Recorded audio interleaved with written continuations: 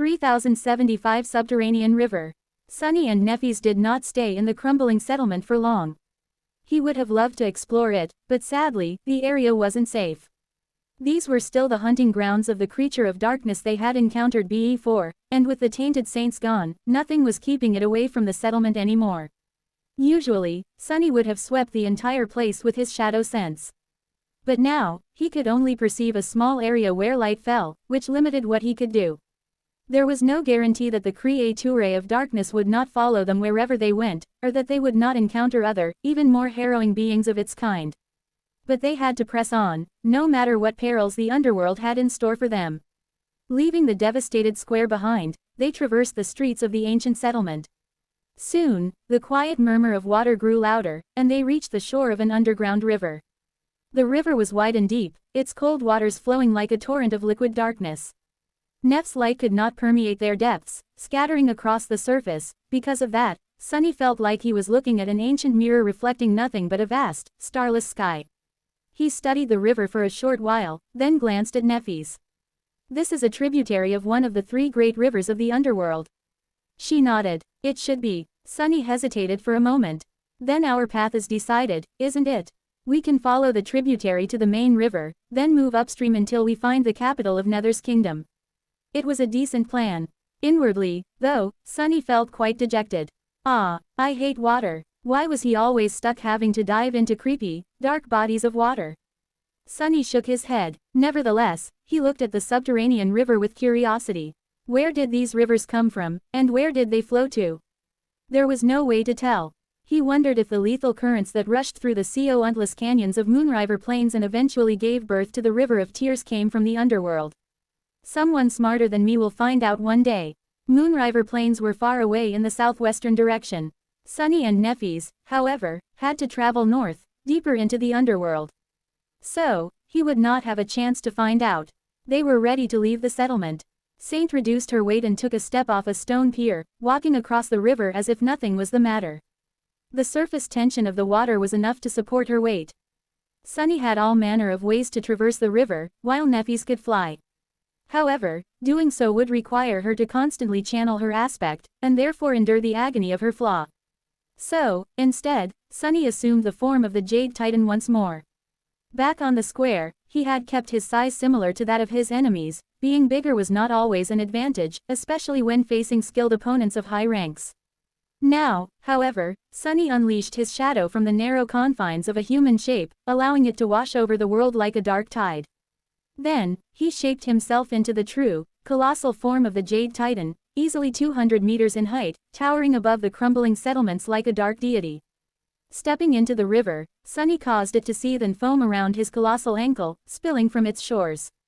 He took another step, walking deeper into the river. In the end, when he reached its deepest part, water only reached his waist. Nefis landed on his shoulder, looking at the current of dark water from great height. She dismissed the blessing, extinguishing its brilliant light. At the same moment, however, blinding radiance ignited behind the visor of Sunny's helmet, illuminating the river like a powerful searchlight and turning him into a walking lighthouse. He pushed his unfathomable weight forward, displacing a great mass of water and raising towering waves. Saint moved far ahead, skating on the surface of the river to scout the way. That was how the three of them left the settlement of the Children of Nether and journeyed into the depths of the Undr world. Their journey was not an easy one. The underworld was vast, and unlike all other regions of the Dream Realm, it wasn't teeming with nightmare creatures. However, those nightmare creatures that did dwell in its lightless depths were all utterly horrifying. There were abominations dwelling in the river. There were abominations waiting on the shore. And, as if their eerie malice was not enough, there were worse things hiding in the darkness. Most of the creatures Sunny and Nefis met were of the great rank. However, these were not at all like the ferocious predators of Godgrave. The loathsome spawns of Godgrave were relatively young, as far as beings of that rank went. They had all been born after the old world ended, created by the Crimson Jungle, tempered by its incessant hunger, made into fierce killing machines. The great nightmare creatures of Godgrave were fearsome, but they were not sophisticated. The abominations that dwelled in the underworld, however, were ancient. They had withstood the endless tides of elemental darkness and made their lairs in its cold embrace.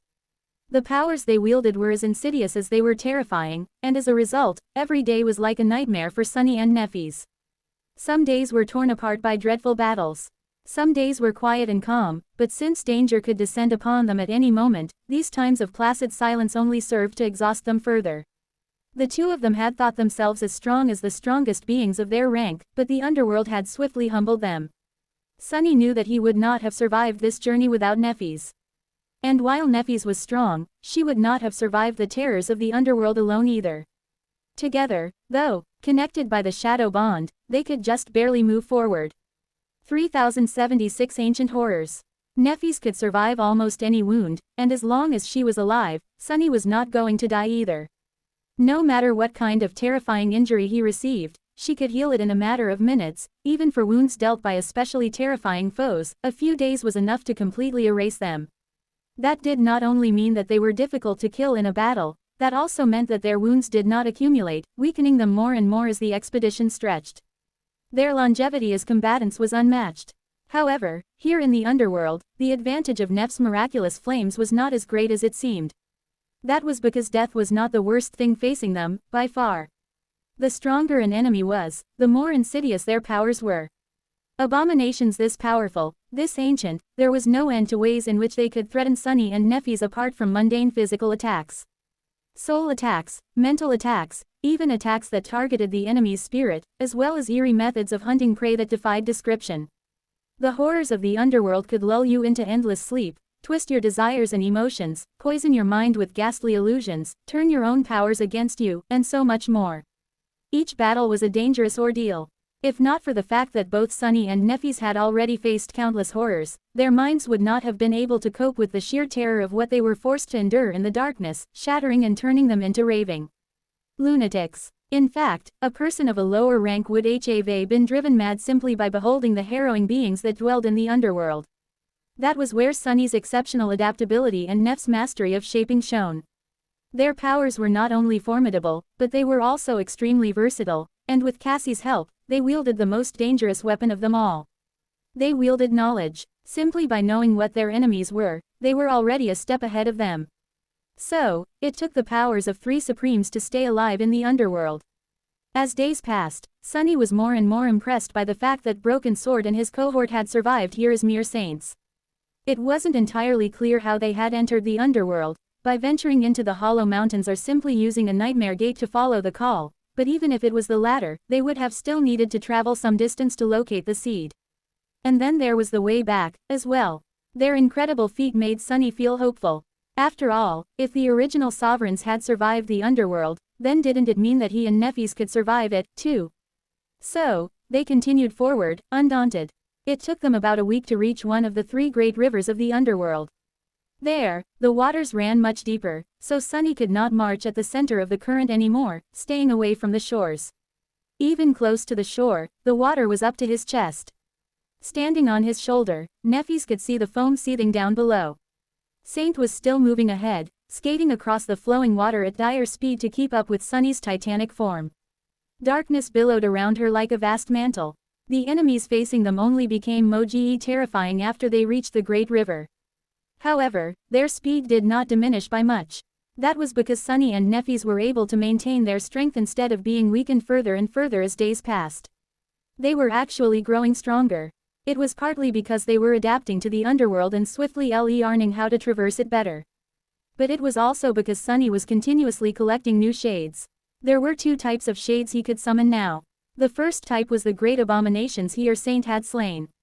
All of them possessed some way to resist elemental darkness, so they were not immediately destroyed when the creatures of darkness attacked, unlike his older shades, who had proven to be extremely vulnerable here in the underworld. The Dark Ones did not only vanquish shades, either, they completely devoured them, destroying the shades forever. So, Sunny hesitated to call upon the veterans of the Shadow Legion. The shades of the great nightmare creatures he had gained in the underworld were more resilient, but did not last long either. They served as a temporary shield between the small expedition force and the Dark Ones. The second type of shades he could summon in the underworld, however, was far more tenacious. They were the shadows of fallen stone saints. The 7 supreme shades from the crumbling settlement were still following Saint. More than that, more of her kin had gathered under her banner over time. There had not been a lot of stone saints in the ancient past.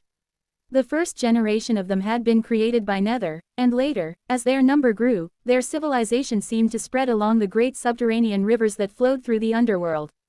The mountain Sunny and Nephis used to descend into the darkness had sheltered one of the entrances to their dark kingdom, so even if there were no other settlements along the length of the tributary they followed, there were small waystations, each of them built in the intricately beautiful style of the Stone Saints, but also fortified to serve as a fortress. And there were still children of Nether using these waystations to guard against the horrors that dwelled in the darkness, even if they themselves had succumbed to corruption and become those horrors as well. These abominations were weaker than the 7 great ones that had guarded the settlements, merely of the corrupted rank, but their number was greater. Being weaker did not mean that they were weak, either. The fact that they had survived in the darkness of the underworld despite being a whole rank below the weakest of the nightmare creatures Sunny and Nephis met in this lightless realm was a testament to their formidable strength.